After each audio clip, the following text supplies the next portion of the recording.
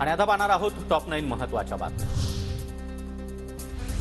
राज्यसभेसाठी भाजपला 3 जागा, काँग्रेस, अजित पवार गट आणि शिंदे गटाला प्रत्येकी 1 जागा। विधानसभेमध्ये संख्याबळ कमी झाल्याने मात्र ठाकरे गट आणि शरद पवार गटाला एकही जागा मिळणार नाही। ज्येष्ठ अभिनेते अशोक सराफ यांना महाराष्ट्र पुरस्कार जाहीर।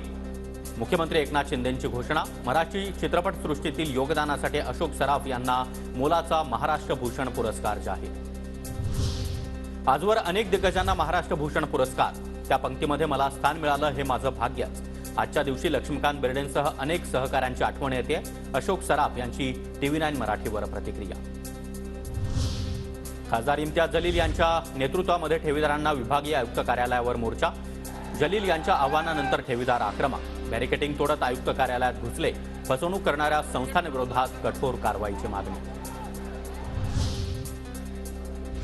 अभिनेता पुष्कर जोगकडे संस्कार नाही, त्याच्याकडे जाताच कशाला? मनोज जरांगे यांचं पुष्कर जोगच्या सर्वेक्षणानंतरच्या भाष्यावर वक्तव्य।